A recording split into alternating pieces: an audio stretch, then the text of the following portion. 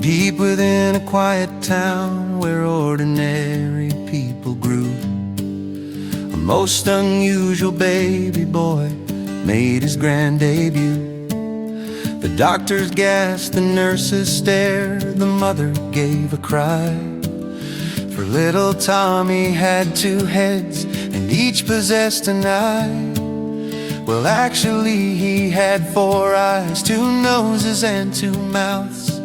One head was looking to the north, the other to the south. They named the left side Thomas and the right side they called Tom, and both agreed on only one thing: they adored their mom. But living in a single frame with different brains inside meant every single daily chore became a bumpy ride. Tom loved to eat his broccoli, but Thomas wanted cake. So one would chew while one would gag with every bite they'd take. When Tommy tried to brush his teeth, a battle would ensue, with foam and bubbles flying high from minty paste for two. And dressing was a nightmare since they never could agree. Tom liked a fancy yellow tie, but Thomas wore a tee. They'd argue over matching socks, and conflict would arise, with forearms tangled in a knot and tears in all four eyes. The schoolyard was a lonely place, a truly tragic scene. The cruel kids would point and laugh and call them a machine. "Hey look, it's two-headed Tommy!" they would shout out in a crowd, while Thomas wept a quiet tear and Tom cursed it very loud. They had no friends to play with, so they played chess with each other. But Thomas always accused Tom of cheating like a brother. The worst part of their double life was trying to find love. It seemed a blessing from below or a curse from up above. Tom fell for sweet Amanda, who had dimples in her cheek, but Thomas thought her laugh was loud and hated when she'd speak. When Tom went in to kiss her with a romantic tender sigh, Thomas poked Amanda in her left and right hand eye. As years went by, the sadness grew inside their shared old coat.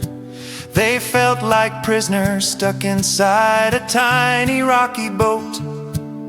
"I wish I had my own two legs," Tom whispered in the night.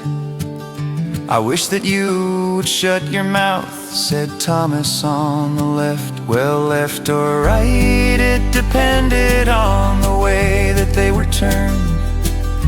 But anyway, a bitter flame between the two heads burned. They couldn't sleep because of how the other one would snore. Tom slept upon his belly, Thomas stared up at the door. If Tom had a bad nightmare, Thomas woke up with a fright. They fought for total dominance of blankets through the night. It was a tragic comedy, a melancholy dance. Two souls trapped in a single pair of heavy denim pants. At last the clock of life ran down, as it must always do. The doctor said, "I'm sorry boys, the flu has conquered you." And as they lay upon the bed, their breathing getting slow, they realized that the time had come for both of them to go.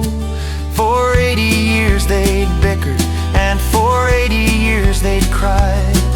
But in those final moments, all the anger fell aside.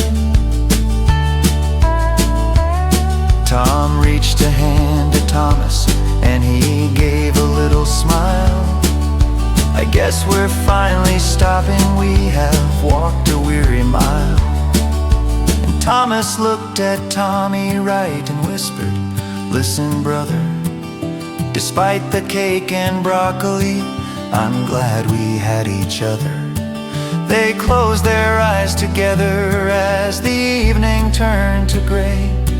Two heads, one heart, a single breath, they softly passed away.